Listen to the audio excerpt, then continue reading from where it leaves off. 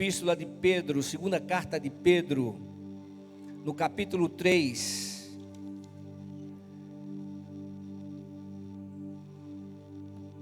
O Senhor é muito bom, você concorda com isso? Nós não temos palavras para descrever quão bom é o nosso Deus. Aleluia. Segunda de Pedro, capítulo 3. Vou começar a leitura a partir do versículo 10.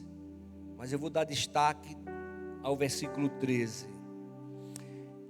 Contudo, o dia do Senhor virá como ladrão, no qual os céus passarão com grande estrondo, e os elementos queimando se dissolverão, e a terra e as obras que nela há serão descobertas. Se todas essas coisas serão assim destruídas, que tipo de pessoa deveis ser? Pessoas que vivem em santidade e piedade, aguardando e esperando ansiosamente a vinda do dia de Deus. Por causa desse dia, os céus se dissolverão pelo fogo e os elementos ardendo derreterão. Nós, porém, segundo sua promessa, aguardamos novos céus e nova terra, nos quais habita a justiça. Amém? Nós, porém, segundo sua promessa, aguardamos novos céus e nova terra, nos quais habita a justiça. Aleluia. Meus amados irmãos, eu posso dizer que todos os dias são dias especiais. Quando vivemos na presença do Senhor, quando depositamos a nossa confiança totalmente nele, quando esperamos nele, quando recebemos essa palavra e determinamos a partir do nosso coração de colocar essa palavra em prática. Quando eu falo de colocar a palavra em prática, eu não estou fazendo referência a atos litúrgicos repetitivos, ou comportamentos, ou posicionamentos que são apenas para demonstrar alguma coisa. O Senhor não recebe isso, porque Ele conhece o nosso coração. Nós temos no texto bíblico, lá no Evangelho de João, onde Jesus declara que Deus procura adoradores que o adorem em espírito e em verdade. Nós sabemos que o Pai eterno, Ele conhece todo o nosso ser. E eu gosto de dizer que Ele conhece não somente como Criador, mas como aquele que se fez carne e habitou entre nós. O nosso Deus, Ele é onisciente, onipresente e onipotente. Onisciente significa que Ele conhece os nossos pensamentos, os nossos planos, os nossos projetos mais secretos. Ele conhece. Ele é onipresente porque Ele está em todos os lugares. Ele é onipotente porque Ele pode todas as coisas.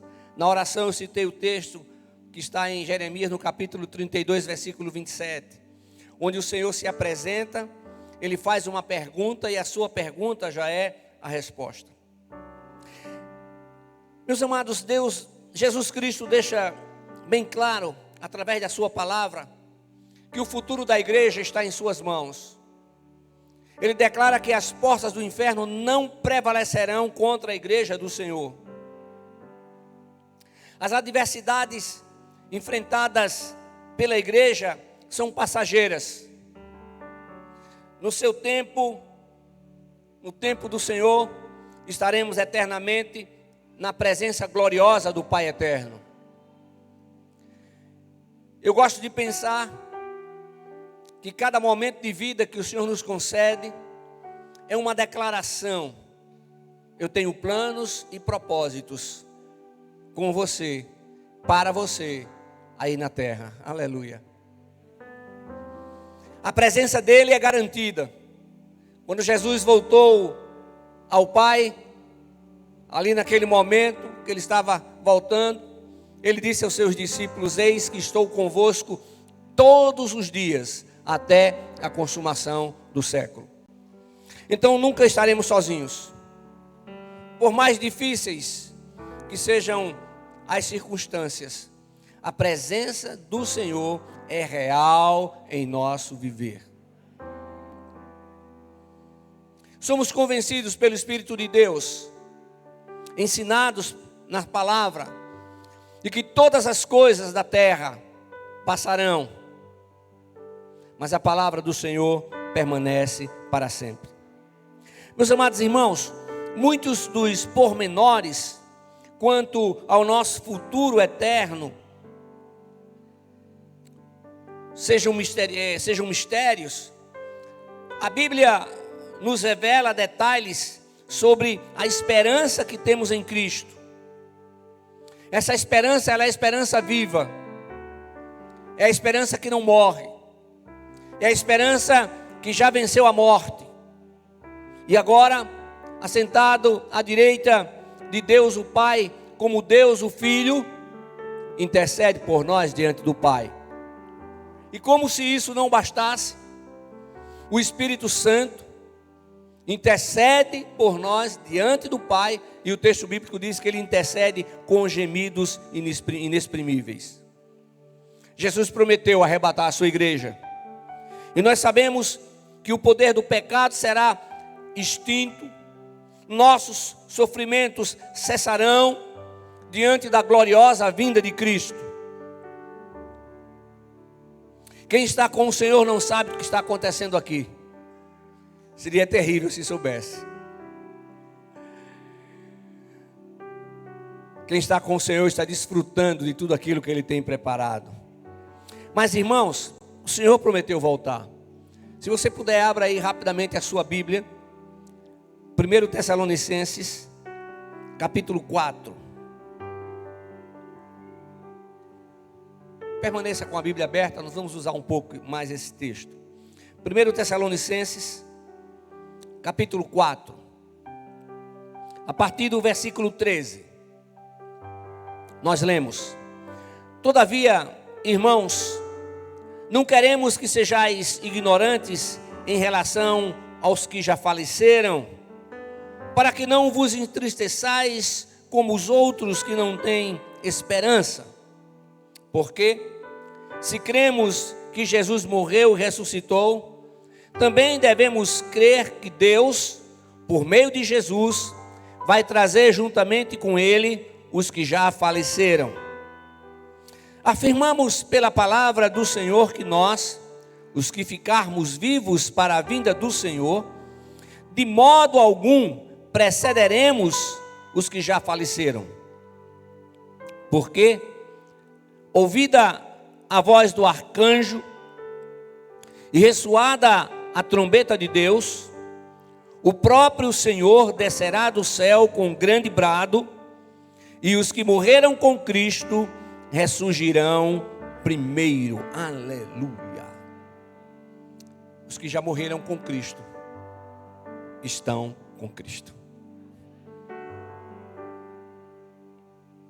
As Sagradas Escrituras nos ensinam que o futuro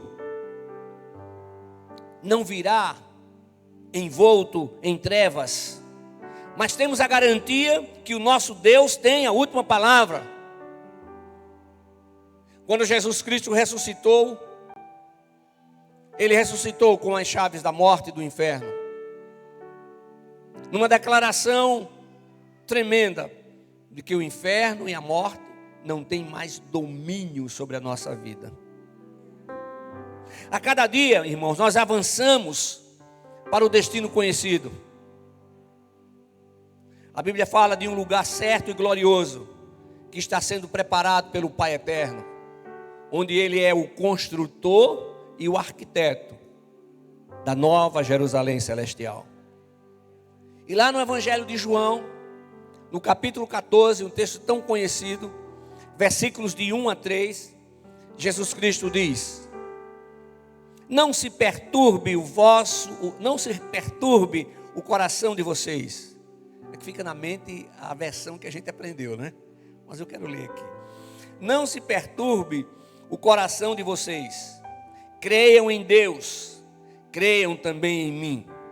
Na casa de meu pai há muitos aposentos. Se não fosse assim, eu teria dito a vocês: vou preparar lugar para vocês. E quando eu for e preparar lugar, voltarei e os levarei para mim, para que vocês estejam sempre onde eu estiver. Aleluia. Os crentes em Cristo Jesus não são como os incrédulos, os quais não têm esperança alguma. E aí a gente percebe pessoas que estão vivendo, quantas vezes numa ânsia terrível de ajuntar tesouros na terra, quando tudo isso vai ficar. É como se após a morte física tudo acabasse. Não. Aí inicia uma vida, que essa vida é eterna. Aleluia. O mesmo poder de ressurreição que levantou Cristo dentre os mortos, ressuscitará também os que creem nele. Essa é a firme esperança de todos os que têm posto sua confiança em Jesus. É por isso que nós não perdemos os nossos entes queridos que partem com Cristo. Não perdemos porque sabemos onde eles estão. E sabemos também para onde estamos indo. Meus irmãos, Jesus tem o controle de tudo. Mas Ele não fará aquilo que nós precisamos fazer. Ele não fará aquilo que nós precisamos fazer. O Senhor nos deu inteligência. O Senhor nos deu o direito de escolha. E Ele respeita as nossas escolhas. O Deus Criador, o Deus que tem todo poder, o Deus que é absoluto em todas as coisas, Ele respeita a nossa individualidade. E é um exemplo tremendo para que possamos respeitar a individualidade do nosso próximo.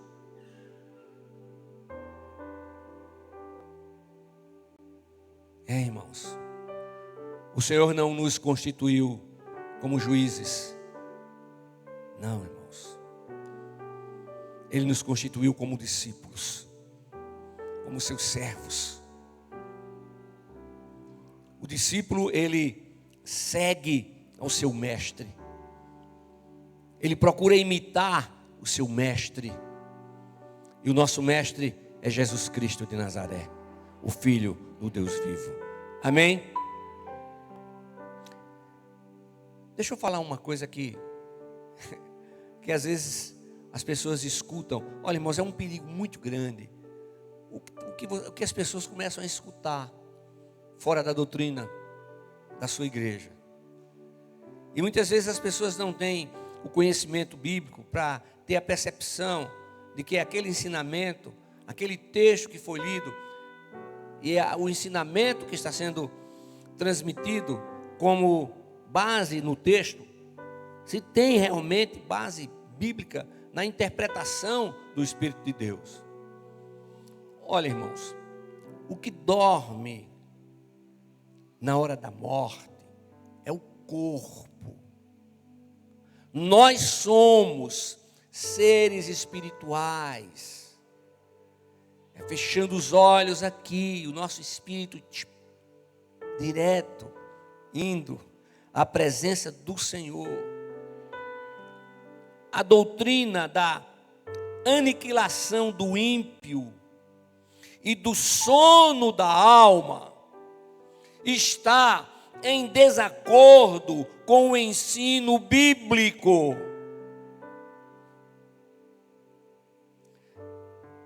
O ímpio não será aniquilado. Morreu, vai para o inferno. O inferno é a sala de espera do lago que arde com fogo e enxofre. Esse arde com fogo e enxofre não é o que a gente conhece, mas é o ardor da alma, aquilo que nunca passa, o odor daquele lugar, aquilo que nunca terá fim.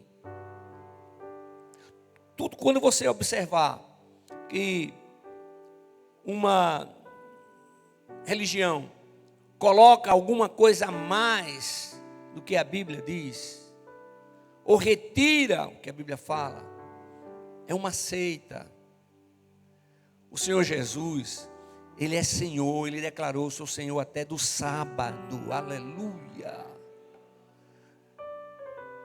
O Senhor estipulou para o período da graça, sábado significa descanso, dia de descanso, o primeiro dia da semana.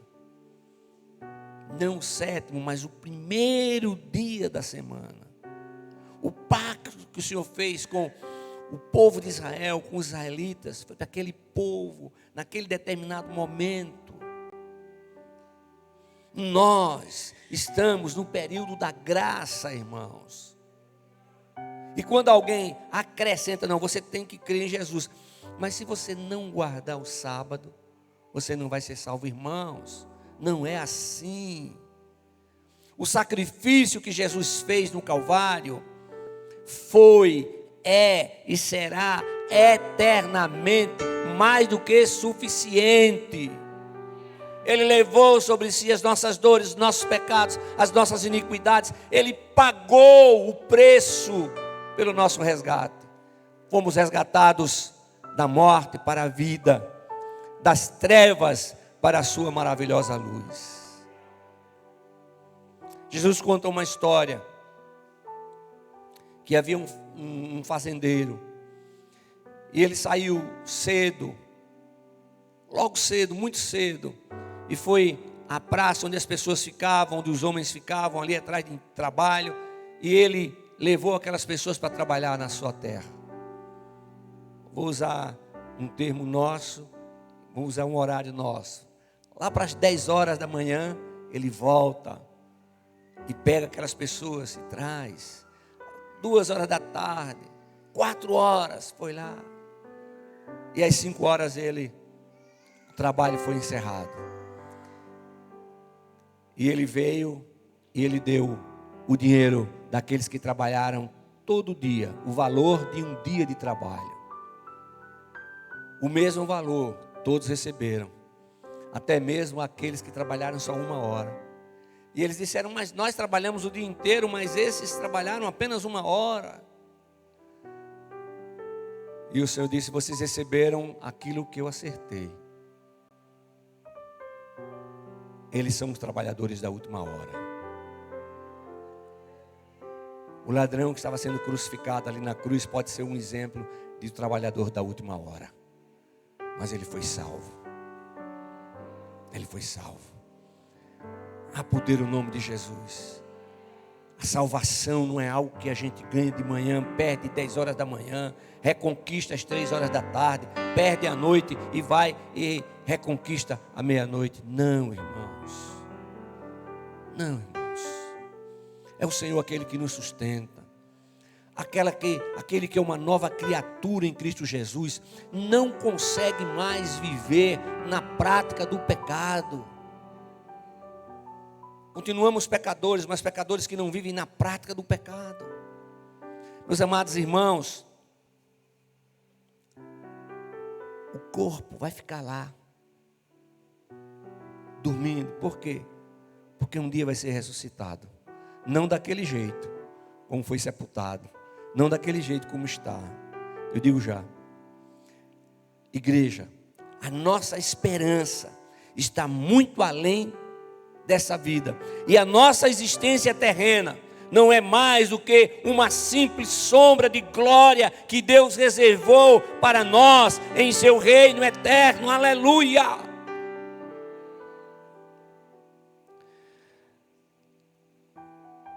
Lá em 1 Tessalonicenses, agora no capítulo 4, nos versículos 16 e 17, está assim escrito: porque ouvida a voz do arcanjo e ressoada a trombeta de Deus, o próprio Senhor descerá do céu com grande brado, e os que morreram com Cristo ressurgirão primeiro.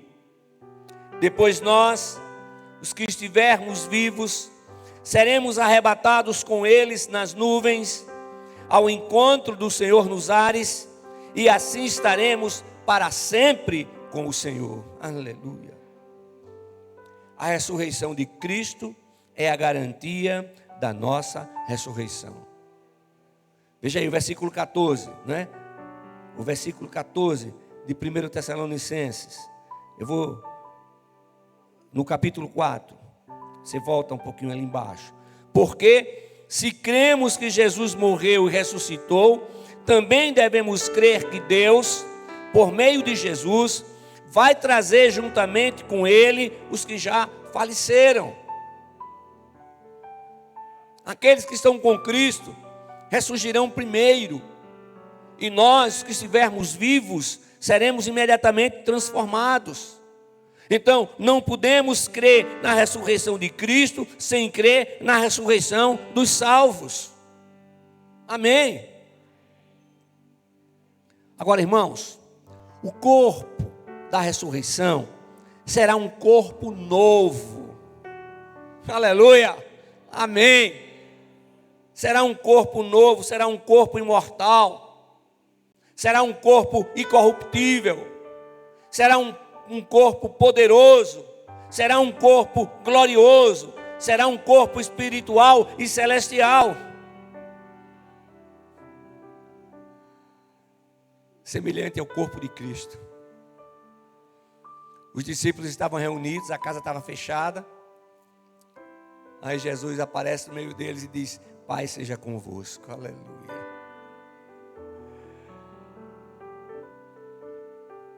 Ele sentou lá na beira da praia e comeu o peixe com os discípulos. Caminhou com 2 dos discípulos no caminho de Emaús e sentou com eles e partiu o pão. Ah, meus amados irmãos, as promessas do Senhor são tremendas, são maravilhosas. E todas as suas promessas serão cumpridas. Nosso tempo aqui passa rapidamente. A nossa vida como crentes, ela tem que estar arraigada em Cristo, né? Alicerçada em Cristo. Sem Cristo não há existência alguma. Mesmo no novo céu, a nossa vida permanecerá integrada a Cristo. Agora, irmãos, o céu não será um lugar de ociosidade. Serviremos ao Senhor Jesus. Não sabemos como. Ainda não sabemos o que faremos, mas temos a certeza de que serviremos ao que deu a sua vida por nós. O Espírito Santo trabalha em nosso ser, nos preparando para a volta de Cristo. É isso. A obediência traz consigo uma grande recompensa. É imprescindível que creiamos nas palavras de Jesus e lhe obedeçamos. Deixa eu falar uma coisa. Se você não consegue obedecer ao seu líder, a quem você vê, como você conseguirá obedecer ao Senhor Jesus que você não vê? Quando você vê alguém dizer assim: eu só obedeço a Jesus, eu só obedeço a Ele, É perigoso isso. Perigoso. Nós temos promessas. Promessas que não foram feitas por homens. Promessas que foram feitas por aquele que criou todas as coisas. Por aquele que tem todo o poder. Por aquele que planejou o melhor. Por aquele que supre a todas as nossas necessidades. Que é a nossa torre forte. Que é o nosso protetor. Que é o nosso provedor.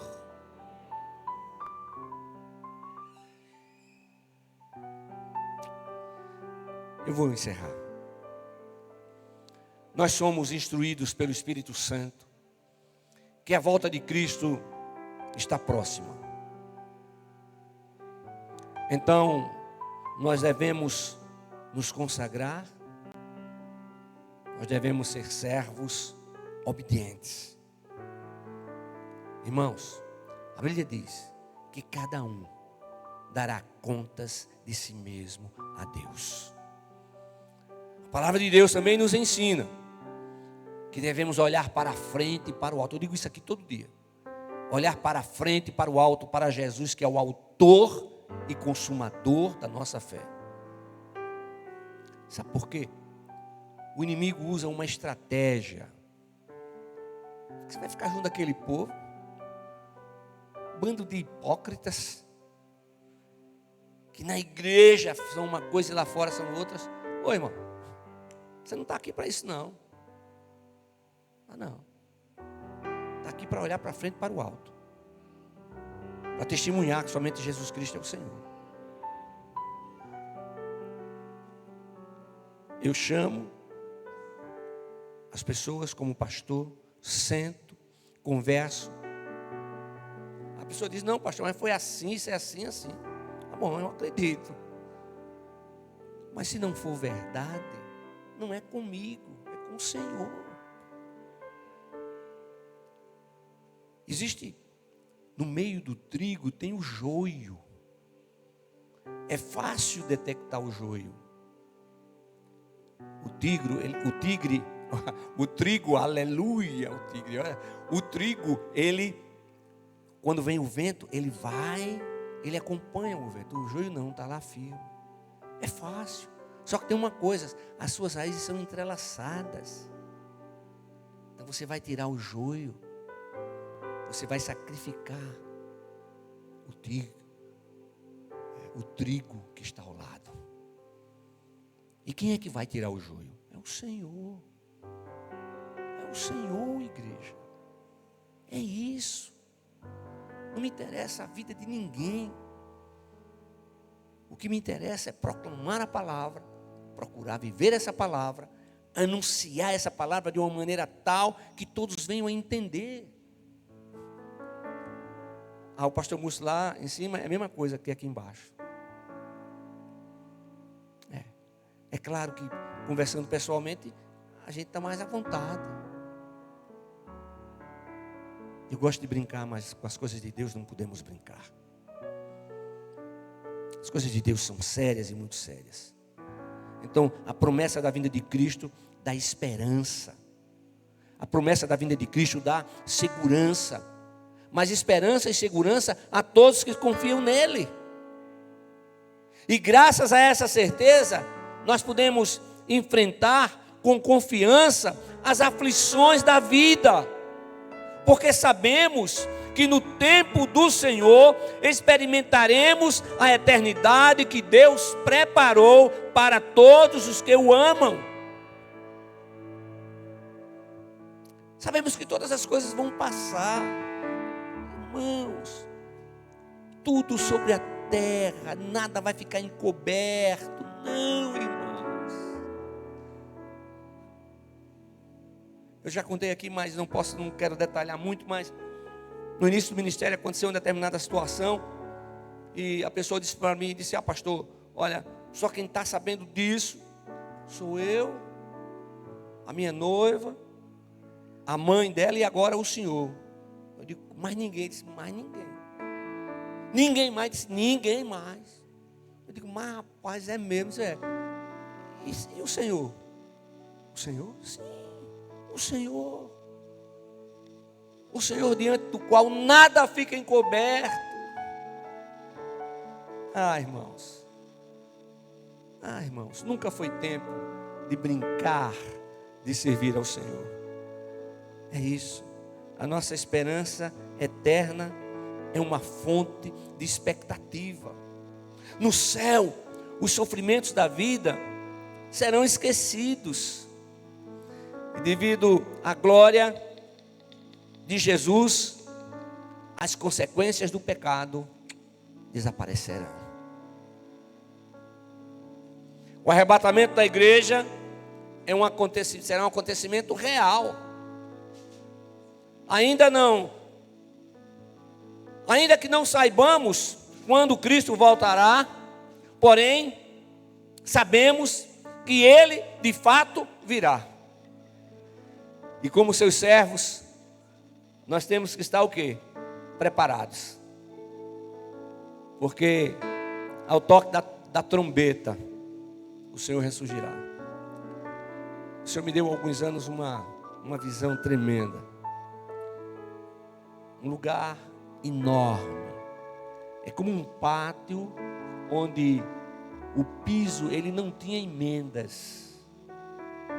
Uma coisa assim fantástica. Parece que estou vendo aquela visão que o Senhor me deu. E ali os anjos estavam todos formados. E o interessante assim é que havia um movimento, como se fosse o vento, mas não era um movimento, era um movimento em uníssono. As vestes, os cabelos eles se moviam numa ordem tremenda. Um exército formado. E aí o Senhor me disse: o meu exército está formado, pronto para arrebatar a minha igreja. Eu creio. Então, irmãos, vamos guardar o coração. Pare. Está fazendo alguma coisa errada? Pare e volta. Que haja conserto. Que haja uma determinação de verdadeiramente viver para o louvor da glória de Deus. Em Cristo Jesus nós temos o absoluto da graça de Deus sobre a nossa vida. Que possamos verdadeiramente viver de uma maneira diferente. Que possamos estar prontos, aguardando o toque da trombeta. Quando subiremos e encontraremos o nosso Senhor nos ares. E reinaremos com Ele eternamente. Amém? Amém? Fiquemos todos de pé. Equipe de louvor.